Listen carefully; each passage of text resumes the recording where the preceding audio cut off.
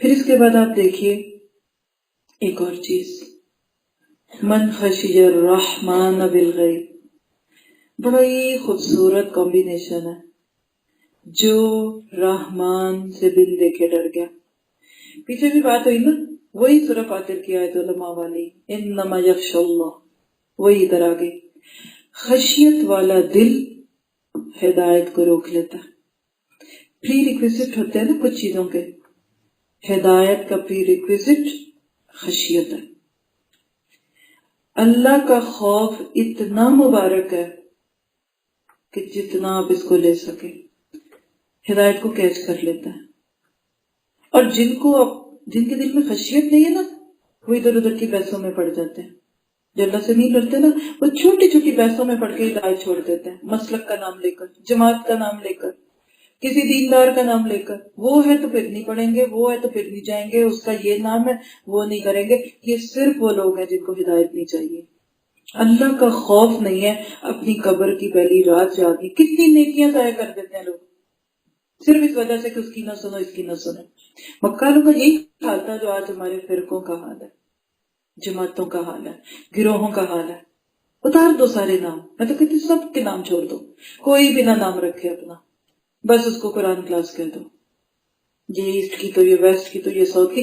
اگر یہ نام لوگوں کے راستے کی رکاوٹ ہے، میں سب سے پہلے اس پہ تیار ہوں کہ نام کو قربان کر دیں ہم، اگر ہمارے اسکول کا کوئی ہے، اگر یہ کسی کے لیے بنیاد بنا ہے۔ بغیر دیکھے بغیر آئے لوگ ہدایت کو چھوڑ دیتے ہیں، صرف ناموں میں پڑھ کر، گروہوں میں بٹ کر۔ یہی تو اللہ نے کہا کہ ان کے اندر تعصب کی دیواریں ہیں۔ اور یاد رکھیے کہ ہدایت باہر سے امپوز نہیں کی جا سکتی، یہ اندر سے اٹھنے والا جذبہ ہے۔ آپ بائی فورس کسی کو ہدایت نہیں دے سکتے۔ بچہ کھانا نہ کھائے نا، کچھ نہ کرے تو ماں اس کے جسم پہ کوئی چیز مل سکتی ہے؟ کھانا سارا باہر مل دیں گے تو طاقت ملے گی؟ نہیں ملے گی نا۔ ٹھیک ہے، بچہ مثال ہے کہ منہ سے دوائی نہیں کھاتا، مثال دے رہی ہوں آپ کو، اسکن پرابلم ہے، بچہ دوائی نہیں کھاتا، ماں آئل کی صورت میں اسکن پہ کوئی آئل لگا دے گی، پکڑ کے سوتے میں لگا دے گی، پینسلن لگا دے گی، دوائی لگا دے گی، منہ میں نہیں ڈالتی، اٹس اوکے۔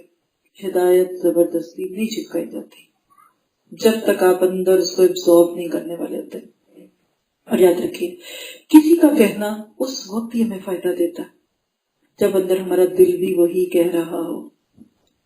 دن رات لوگ ہمارے ارد گرد ہوتے ہیں، ہمیں کہتے ہیں، بلاتے ہیں، ہم پورے کانوں سے سنتے بھی نہیں، اس سے پہلے سوچ کے بیٹھے ہم جاتے ہیں نا کہیں، وہ ایک کلاس ہے، ہم ہفتے میں ایک دن جاتے ہیں، کام اور بھی تو بڑے نا، وظیفے بھی تو شروع کیے میں نا۔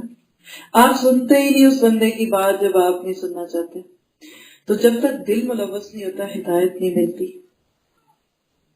اور آپ یاد رکھیے کہ پورا قرآن پڑھ کے بھی لوگ نہیں بدلتے۔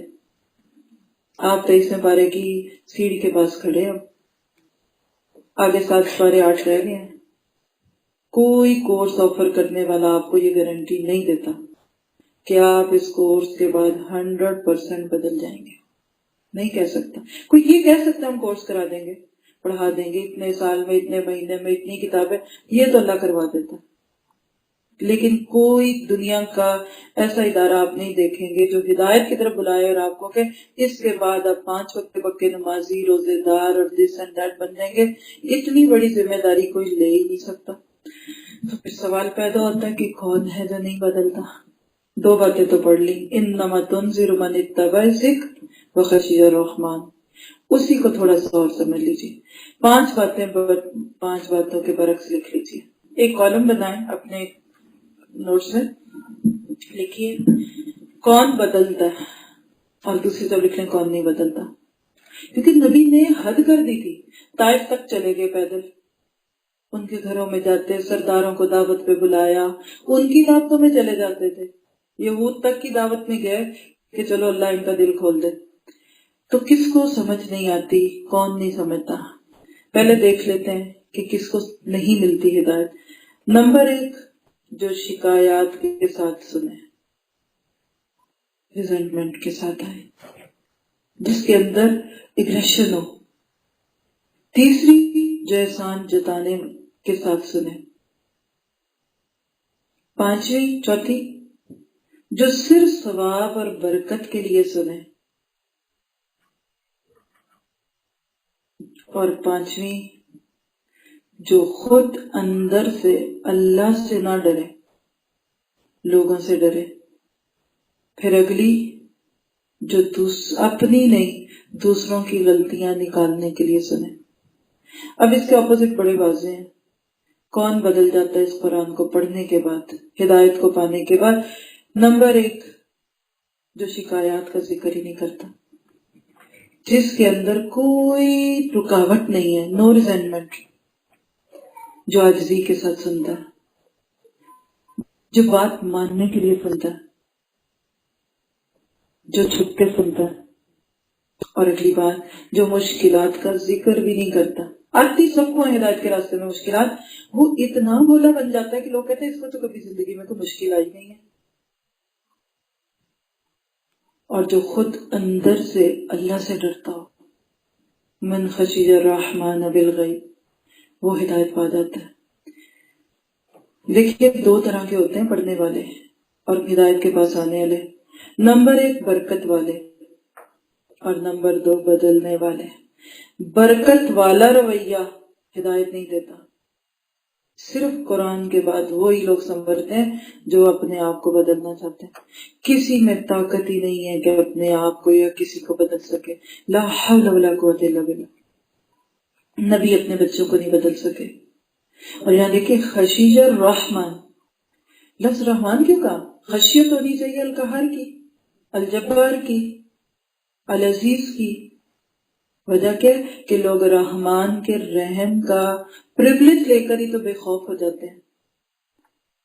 اللہ سے پیار ہے لیکن آپ یہ نہیں کہہ سکتے اللہ از مائی بیسٹ فرینڈ، اللہ از مائی بڈی. نعوذ باللہ ثم نعوذ باللہ. آپ کے برابر کا نہیں ہے، وہ بہت بڑا ہے. الایمان بین الخوف والرجا، ایمان خوف اور امید کے اندر کا نام ہے. اندر سے ڈر بھی ہے اور امید ہے. کسی بھی انسان کے ساتھ آپ کا بیسٹ تعلق پتہ کیا ہوتا ہے؟ کہ تنہائی میں اور اس سے دوری میں آپ اپنے دل میں اس کی محبت محسوس کریں، اور اس کے سامنے ہو تو آپ کو اس کا خوف محسوس ہو. خوف سے مراد وہ جھوٹا روگ نہیں ہے اکڑی ہوئی گردن کا. اللہ کے ساتھ معاملہ کسی بندے والا معاملہ نہیں ہو سکتا ہمارا. لیکن سمجھ لیجئے اللہ کے ساتھ ایسی بھائی والی نہ ڈال لے انسان کے کہتا دیکھنا اٹھلا کے کہہ رہی ہوں اللہ نے مجھے جنت ضرور ہی دے دینی ہے. کوئی کسی کو مجبور نہیں کر سکتا. یہ میرے اور آپ کے اپنے ہاتھ کی بات ہے.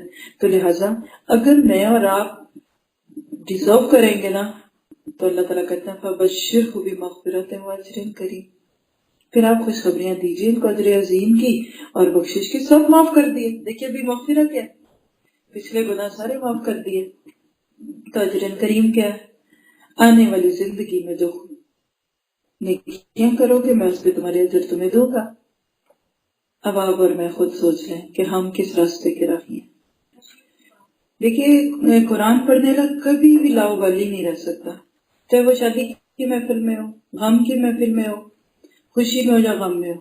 ہر موقع کو وہ دعویٰ کا موقع بنا دیتا. رات کو ہم کسی جگہ گئے تھے، شاید ڈیتھ ہوئی وہاں، تو وہاں جب گئے تو ماحول بالکل ویسے ہی تھا جیسا عموماً ہوتا ہے. تھوڑی دیر کے بعد ان لوگوں کی کوشش سے سب خاموش ہوئے اور ٹھیک ٹھاک بات ہو گئی، دعا بھی ہو گئی، درس بھی ہو گیا، ماحول بدل گیا. ہم نے ان کو دعوت دی کہ آج وہاں سب ہمارے ساتھ بیٹھ کے سن لے. اللہ کرے وہ سن رہے ہیں. لیکن ہم بعض دفعہ چھوٹی چھوٹی باتوں کو اپنے اوپر طاری کر لیتے ہیں اور پھر اس کے بعد ہم یہ سوچ لیتے ہیں کہ چونکہ کوئی نہیں کرتا تو ہم کیسے کر سکتے.